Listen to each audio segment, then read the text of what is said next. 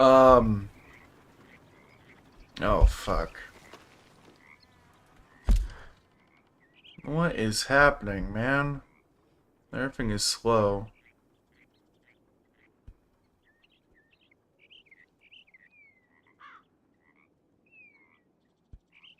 There we go. Now it's catching up. Okay.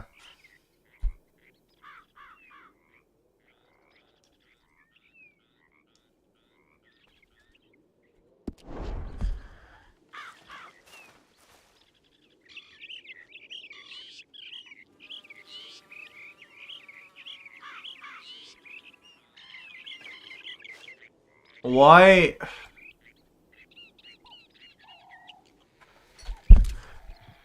Okay.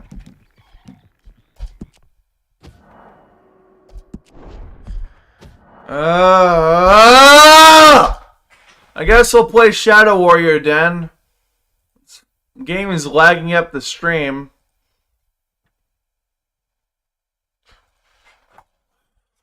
Okay.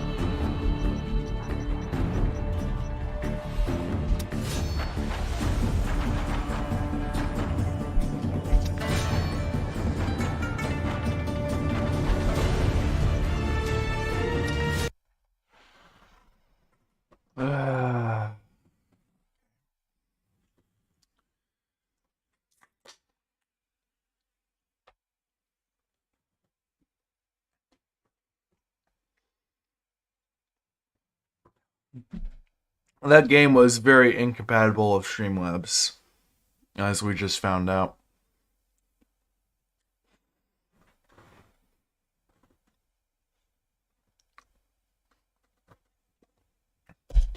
Let's find that whisperer. Huh? Why am I... What the... Stop! Have me look up! Stop. Oh my fucking god.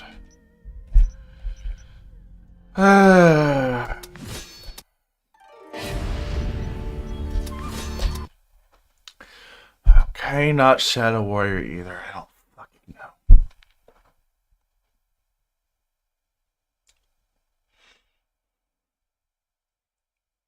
Can't fucking have anything. Really bad luck, exactly.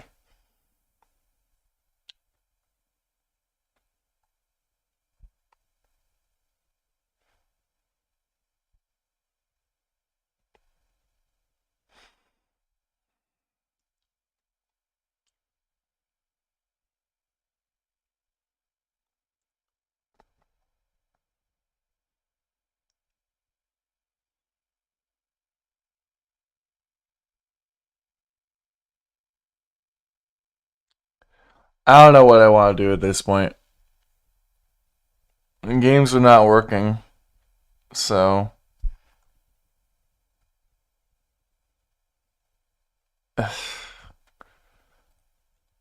I guess we'll just watch something for now. Excuse me.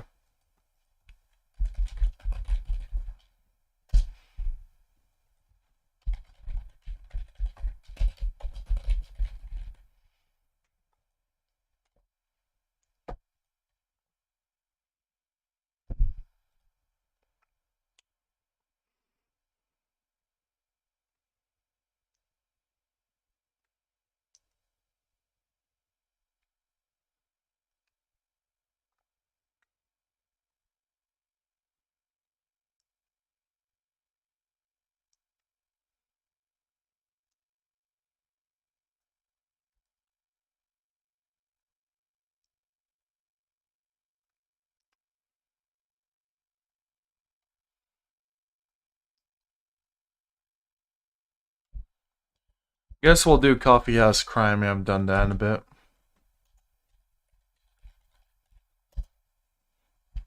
That was what we used to do when we streamed in the morning.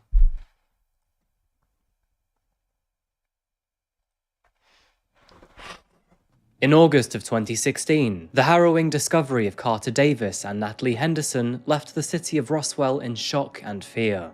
But as investigations moved forward, all available evidence would lead them to the deranged and twisted mind of Jeffrey Hazelwood, a young man who liked to lie behind the mask of Anonymous. Now, I seem to cover many strange individuals here on Coffee House Crime, but this young man is right up there with the likes of Elliot Rodger and Randy Stair. Good morning, good afternoon, or good evening. Right up there with Elliot Rodger and Randy Stair. Interesting. I know who Elliot Rodger is, but I don't know about Randy Stair.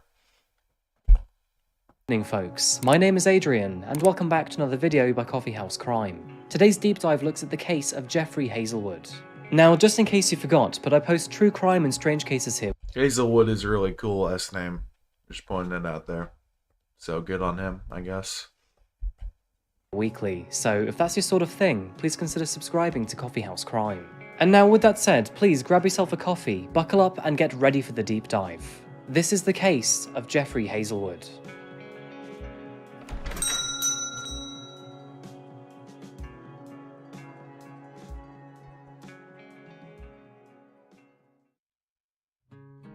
In today's video, we find ourselves visiting the state of Georgia in the United States. Georgia is well known for its southern hospitality, much like its neighbouring state Alabama. And of course, a list of all things Georgia is famous for would never be complete without its affinity for sweet food. But if you ask anyone from a country famous for its tea, be it Britain, India or China, this sugary monstrosity can hardly be called tea at all. You southerners should be ashamed. The Georgian city of Roswell, found just north of Atlanta, takes centre stage in our case today, as it's here that we find 17-year-old high school students Natalie Henderson and Carter Davis, followed by 20-year-old Jeffrey Hazelwood. The age gap between these three young people wasn't the only difference they had. Natalie and Carter were sociable, popular and intelligent teenagers, where Jeffrey, we'll get to that in just a moment. Natalie was the head of Roswell High School's colour guard, often spinning and presenting the school's flag at the forefront of public events. And Carter, who had recently moved into the area, was an honour student and athlete at River Ridge High School. And in August of 2016, the two were on summer break, gearing up for their senior year. On the other hand, we have 20-year-old Jeffrey Hazelwood, also known as Jeff. Okay. Jeff was a strange guy, and although he graduated with average grades, his schooling was less than normal, being sent to 2 military-style schools during his teenage years. Ever since graduating, Jeff found himself lost. He remained unemployed for a few years, until eventually, he managed to secure 2 public service jobs to keep himself afloat. As these cases often go, Jeff had a very troubled childhood. His mother, Sherry Hazelwood, welcomed Jeff into the world on July 10th, 1996. But this wasn't under the healthiest of circumstances. Sherry was a single mother and only 19 years old when she gave birth to Jeff. Her partner had left her before he was born, and during pregnancy, Sherry suffered from various substance abuse problems. Sadly, both alcohol and drugs were persistent issues. Oh It boy. slowly became evident that Sherry was not capable of raising a child, so Yeah. when Jeff was only 6 months old, he was put in the custody of his grandparents, Walter and Martha Hazelwood. However, the family's problems didn't stop there. Sherry was required to pay her parents $40 a week to help look after Jeff, but after falling behind over $12,000, her own parents took her to court. At the young age of 9, both Jeff and his mother were ordered to go to counselling together, and his mother Sherry would go to extra therapy sessions all by herself. And although Jeff's grandparents cared for and raised him with love, the dramatic relationship with his mother caused him to act out in rather unusual ways. Put bluntly, Jeff was described as a problem child, and throughout his teenage years, multiple incidents were reported within the Hazelwood household. He would often spend his time swinging swords and throwing knives in his neighborhood's yards, and even had the police called on him when he was seen messing around with a gun. Jeff had a habit of running away too. In one instance, he left a note to say that he was running away for a few days to see if he could survive in the wilderness alone. I mean, that just sounds like normal kid stuff so far. I mean, to those of you who might come at me as like, what? Killza, what the fuck? Playing with swords and knives and throwing shurikens and finding a gun that looks cool? What the fuck kind of childhood do you have? Well, I'll tell you what. I didn't have the same childhood he had. I did not play with any of that stuff. What I will say, though, a kid's mind is different from an adult's mind. So for the kid, I mean, that just probably seemed really cool. Let's be honest, right? So everything seems normal so far. Let's see where this goes down under. Over this time frame, he had also stolen his grandfather's 9mm handgun, and knowing what he was capable of doing, this understandably terrified them. Jeff began to frighten his grandparents. They began to fear him so much that they would lock away anything that could be used as a weapon. But Jeff was sneaky. He often broke into the safe and stole knives and swords. It became so bad that in 2013, when Jeff was 16 years old, his grandmother would reluctantly report it to the police. There was likely an additional layer of worry behind this action, as just 6 weeks. See, you reporting it to the police actually probably warped his mind to go AWOL. So, I honestly thought the kid was fine so far in his story, but if you report that to the police, that's like a betrayal to him. You didn't use it on anyone so far from what he's telling us. You're just, like, throwing it around and shit. You're not trying to harm anyone. So he's gonna take that as a betrayal, and it's gonna fuck up his mind. And that's probably where this is gonna go horribly wrong. Prior, Jeff had told Martha that one day he was going to explode, and people were guaranteed to get hurt. He didn't know how, who, or when, but it would undoubtedly happen. As a result, he was sent to a military-style school, and shortly after returning, he found himself in a relationship that he valued more than anything else in this world. Oh, that's great. You can see this on his Instagram account, where he frequently posted about his love for his girlfriend. That's between several edgy posts featuring wolves, cheesy Instagram quotes, Edgy post featuring wolves. Hang on. That's between.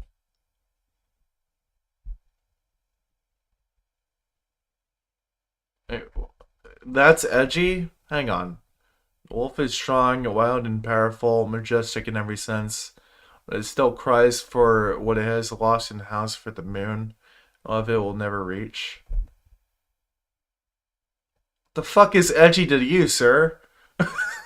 What? Between several edgy posts featuring wolves, cheesy Instagram quotes, dark posts about rage and death, and his shirtless ventures into the woods. It must be obvious by this point that Jeff was a very strange individual with several issues paramount to work through. However, this would never happen, and the city of Roswell would, unfortunately, deal with this the hard way on August 1st, 2016.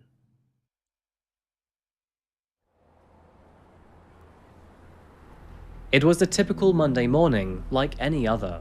A delivery driver for a local grocery store was due for an early delivery to the local public supermarket. But at 6 AM, just as the man pulled his truck around the side of the store, the sense of normalcy was ready to change abruptly. As he pulled his vehicle around the corner to access the delivery area, he was met with a sight nobody is ever prepared to see. In one of the parking spaces lay two bodies side by side, and both were lifeless, covered in blood. In shock and horror, he immediately called 911 to report his findings. Upon arrival, police found two teenage bodies, one male and one female. Neither of them were breathing, and blood covered the asphalt around the pair. The young man was wearing only sports shorts and lay with his arms spread out in a crucified fashion. And as for the young woman, she was naked and suggestively posed. Their bodies had been deliberately laid out in a disrespectful and humiliating manner. But who exactly were they? Why were they here? And who had callously left them in such a horrific way? These questions were left to the police to find out, and the first question was relatively easy to answer, as parked just a short distance away were two vehicles parked right next to each other. A check on the license plates confirmed that the two vehicles belonged to Carter Davis and Natalie Henderson, and tragically, the bodies matched their profiles. Now, both teens were from middle-class families with no previous convictions or mischief on file, and so authorities could only guess that they were here to have some fun together. But who had killed them or why was still yet to be known, and so the great investigation finally began, with the search beginning with the shopping centre's surveillance footage. Although not available to the public, surveillance footage captured Natalie and Carter's cars driving through the car park at around 3 AM, before disappearing behind the building. And this is not all that they had found. Just several minutes before the pair drove into the parking lot, a silver Honda Passport had also made its way through to the front of the store. After Natalie and Carter had arrived and then passed this vehicle, a man exited the Honda. He then followed the two cars on foot before also disappearing from view. The man was tall, pale, and had long messy hair, but otherwise was indiscernible. And unfortunately, the number plate of this truck was also not visible in the footage. All they could tell was that the vehicle was silver, a 1999 or 1998 model, and had mismatched wheels. After gathering this information, police turned to Georgia's Bureau of Investigation for help, hoping they could track down their suspect. This entailed composing a list of all Honda Transport owners in Roswell and its surrounding counties. And even after filtering down to 1998 and 1999 models, this still contained a total of 650 trucks and owners. As expected, the process of elimination is both long and complex. It requires patience, persistence, and dedication from a large group of detectives. They would have to look at every single individual and rule out everyone who didn't match the profile in the surveillance footage. But patience rewards those who stick to it, and through this process, on August 3rd, 2016, which was just 2 days after Natalie and Carter were found dead, detectives pulled up the driver's license of one specific Honda Passport owner. He lived in Roswell, was skinny, pale, and had long dark hair. As you can probably guess from the title of this video, but the man identified was 20-year-old Jeffrey Hazelwood, and he was no stranger to police. Knocking on the front door of the Hazelwood residence, Walter and Martha were surprised to see several men in police uniform, and that surprise quickly turned into concern. They told police officers that they had no idea where Jeff was, as it turns out only 2 days prior they had kicked him out of the house. After being tipped that he could be at his girlfriend's house, police discreetly surrounded the perimeter. 2 days prior, he was kicked out of the house. 2 days prior, those two were murdered.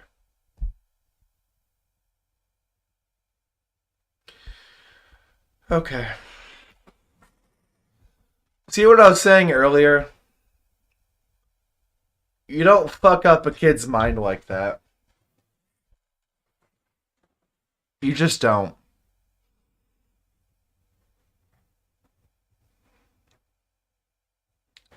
I feel sorry for him, but he shouldn't have done that.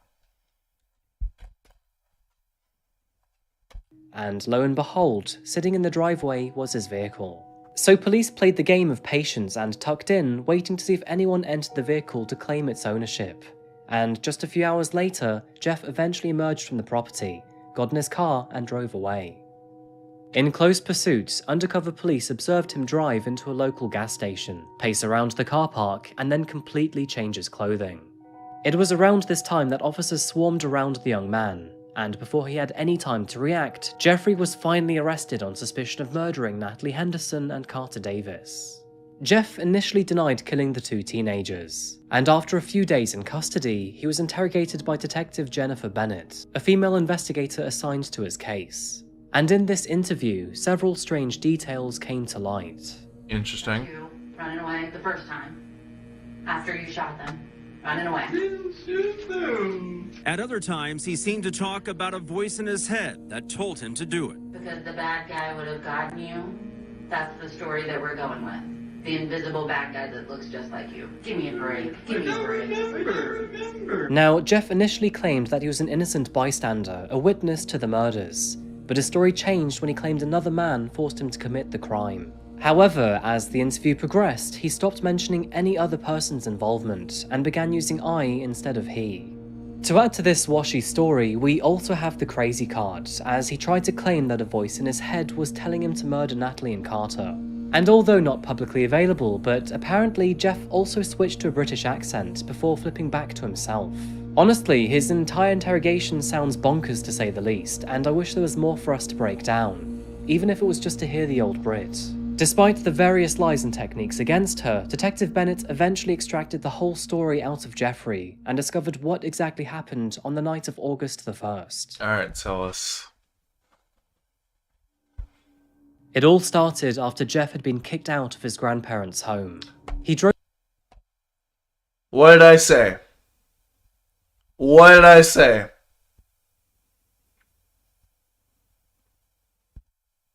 Jesus fucking Christ, dude. I wish I could blame the parents and the grandparents, but they're not really responsible. They are in causing a different side of this, but I mean, they didn't kill these two teens, so I really wish they could be held accountable for their parenting.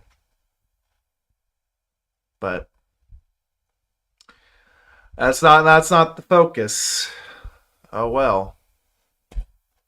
Drove to a local Waffle House to clear his head, but with nowhere to sleep for the night, he moved his SUV to the only place he knew he could park overnight, this being the local Publix grocery store. Arriving there just before 3 AM, he sat in his car and pondered what to do next.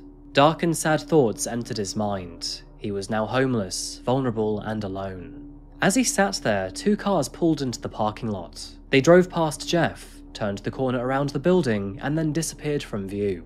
But Jeff was bored and alone. He therefore decided to follow the two vehicles on foot around the back of the store.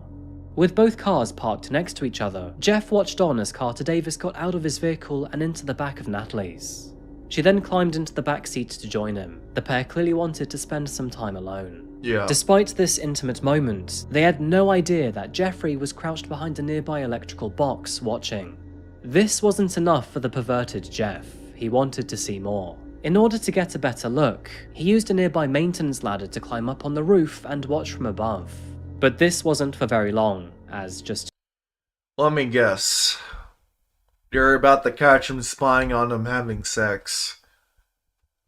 And to avoid that, he ended up killing him. Let's see if I'm right on the money. Oh shit, apparently it's already playing. And taken his 9mm through Jeff's head at the time. He self-allegedly... To better look, he used a nearby maintenance ladder to climb up on the roof and watch from above. But this wasn't for very long, as just 2 minutes later, he self-allegedly snapped. And whatever was going through Jeff's head at the time then turned to anger.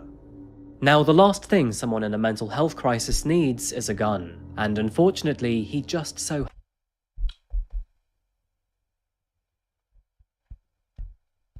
That story doesn't add up. That doesn't add up. I don't think I believe that. Alright, let's continue. Happened to have one. In typical Jeffrey fashion, he had broken into Walter's safe and taken his 9mm Sig Sauer, and this was all just before he was kicked out of the property. What Jeff did next is unthinkable. He then descended the supermarket roof, approached Natalie's vehicle, and opened the car's rear door. What did you say? Bro, he was already dating someone. That can't be the reason. What? Okay. Jesus. When you open the door.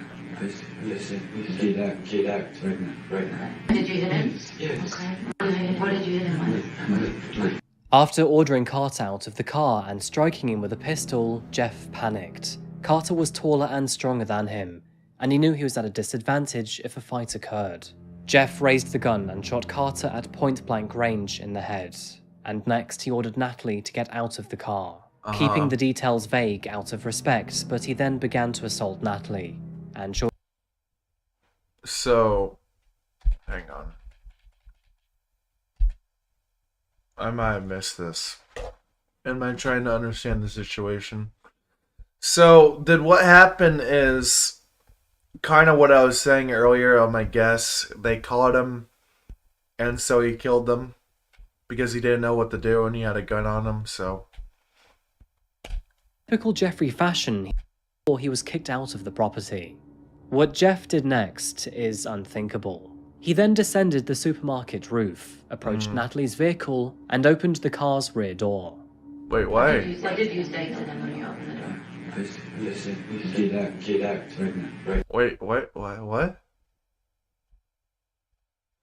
No, he actually did just tell him to get out. They didn't even know about him. Huh? Did you hit him? Yes. Okay. What did you hit him with? After ordering Carter out of Why did... the car, Why? both of his victims card. Guy members of Anonymous. About this is during this time he was caught on CCTV wearing a Guy Fawkes mask as seen in the movie V for Vendetta. These masks are often worn by members of Anonymous, which of course, as many of you will know, are an online hacker and activist group. I think in this case though, as Jeff was not smart enough to be one of those, he was simply using the mask to hide his identity and be edgy. It strikes me as strange that, despite having a gun and a mask on him, and even warning Miriam about his troubled mind, Jeffrey claimed that he had no plans to commit any crime. And even before admitting to any of his actions, Jeffrey initially claimed that the mask was to hide his own identity from the man who... For the mentally ill, sir, they usually don't have any plans. So I believe what he was saying. It's usually a spur of the moment kind of thing, where just kind of caught up on random and then you just decide to act on it. apparently ordered him to kill Carter and Natalie. You were wearing a mask. The mask is in the back of your car right now. I saw it this morning. Which one? The V for Vendetta mask. Yes. Yeah. I was scared the guy was still there. Didn't want you to see Did you him. think the mask was not gonna have him kill you? If there's some crazy person back there with a gun, you thought you could put a little plastic Halloween mask on your face and you'd be okay? You can see my face. That's the most Why are you ridiculous away? thing I have ever heard, Jeffrey. Are you kidding me? After buying gas, Jeff then returned to the bodies, realised they'd still not been discovered, and then posed them as they were found a couple of hours later. He then stole jumper cables from Carter's car and drove away.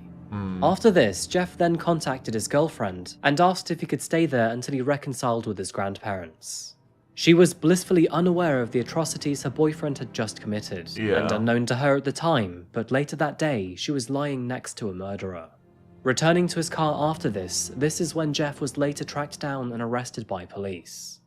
After his arrest, Jeff was meticulously interviewed by detectives and psychiatrists alike. It was evidence from his crime that his attitude and actions were not mentally sound. In fact, his behavior throughout court proceedings was downright bizarre. He would talk to himself, claim to have heard voices, and speak in a British accent. Which, come on, you would have to be downright crazy if you wanted to sound like a Brit. In the court proceedings immediately Only a fucking British person would say that, dude. It's almost cringe hearing it said again to my face. following his arrest in August of 2016, Jeffrey was observed to be shaking, making erratic head movements and talking to himself. He also frequently spoke to an invisible dog and would pretend to pat its head. In further hearings, Detective Bennett tearfully recounted Jeffrey's confessions and relayed the gruesome details he had told her about the night's events. And what else did he say? He said at that point, he got the female out of the car, and made her lean over the hood from the side of the car. And he said that he spanked her. Did he actually? It's kind of funny, not gonna lie. And was she still alive at this point? She was. And what else did he say? Sorry. At this point, he said that he shot her. And she fell next to the car. And where did he shoot her? In the head. To nobody's surprise, the defense argued that Jeffrey showed signs of schizophrenia, bipolar disorder, Asperger's, and multiple personality disorder. Yeah, he's definitely in the mentally ill category. The guy needs help. I don't defend or condone his actions, but really it's his parenting that got him this far, where he is now, to be able to fuck up like this. Having just one of these conditions can be enough to manage and overcome. And if Jeffrey were to have all four, then this would understandably make him an unstable individual. And although Jeffrey showed symptoms of all these conditions, none were actually formally diagnosed to a definitive level, which No, I doubt it ever will. Because he shows so many traits of so many illnesses that you can't really just pin it down to one, or one specific one 100%. It's such an unfortunate scenario. and he was deemed able to stand trial. It was also determined that with proper medication to treat his apparent symptoms, he would be stable and coherent enough to understand and rationalize a court hearing. In working with his attorneys, I don't think that affects it much at all. I think No, it didn't, Rance. Red Dead actually fucked up the stream. And then I tried to play Shadow Warrior, and my fucking mouse did not want me to play Shadow Warrior. So we're just doing reactions, and we might actually raid someone in a bit. Because I got to record with Crow as well. Hayes was demonstrated an ability to indicate to his attorneys and show them when he's having difficulties. So, my understanding of what you're saying to be that while there might be difficulties getting through a prolonged trial, it doesn't change your opinion of his competency. It just might require recesses and time periods for more conversations with attorneys to understand where he is. Yes, Exactly. that is actually what I'm saying. Yes, ma'am. And so, with a mass amount of evidence from CCTV, forensics, and evidence seized, it didn't take long for the prosecution to build a credible case against him, and an initial court date was set for September the 9th, 2016. Now, we are more than used to this excuse. But before he could even be tried, his court date had to be postponed numerous times. This is because Jeff told prosecutors that he still wasn't on the proper medications, which is a believable excuse due to the multiple symptoms he was said to have. During this time, Jeff was moved from prison to a secure psychiatric hospital for ongoing treatment until a final court date was set. I wouldn't call that an excuse. That's just a reason. You don't fucking excuse. Like, no. What I'm trying to say is, an excuse is loosely defined as a way of getting out of something, when you're really supposed to be in that something. A reason is more, this thing is actually preventing me from doing this one thing and I can't go there. And I'm not really trying to get out of that. I just can't right now, and I'll get to that later. And that's kind of a thing for me too. A lot of people just fucking use that word excuse too much. When I'm not really trying to excuse some things I do, I can't do it. I mean, that's irrelevant, but shit, man. It's a very unfortunate scenario. And at competency hearings before his trial, Jeffrey appeared clean-cut and full-faced, but he still occasionally rocked in his chair. Moving forward, psychologists couldn't quite pinpoint the exact mental health conditions Jeffrey had. It was, however, agreed that he I'm not getting mad at this video, Aaron. You've seen me mad. This isn't this isn't me getting mad. This is me trying to fucking connect. Cause I really do feel very sorry for him. I'm not annoyed either. Jesus Christ, I'm not upset. I'm just really, I feel sorry for the guy. Suffered from psychosis, which is not a mental illness in its own right, but a disorder that detaches an individual from reality. This judicial limbo would not last forever, and after finally being declared as sufficiently medicated and coherent, Jeffrey Hazelwood went on trial on May 17, 2017. During this time, he was not permitted to speak, so his lawyers were permitted to speak on his behalf. The judge would also offer a plea deal for the murders of Carter and Natalie, in which Jeffrey accepted under the grounds that he was guilty but mentally ill. He was therefore given 2 life sentences without the possibility of parole, and this means he'll be behind bars or psychiatric care for the rest of his life. That's fucked up.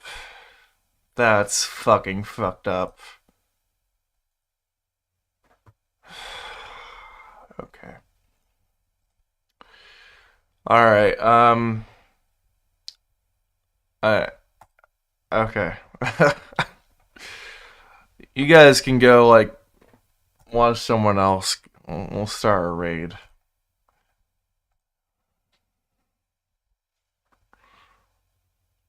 That dude did not deserve a life sentence. I feel so bad for him.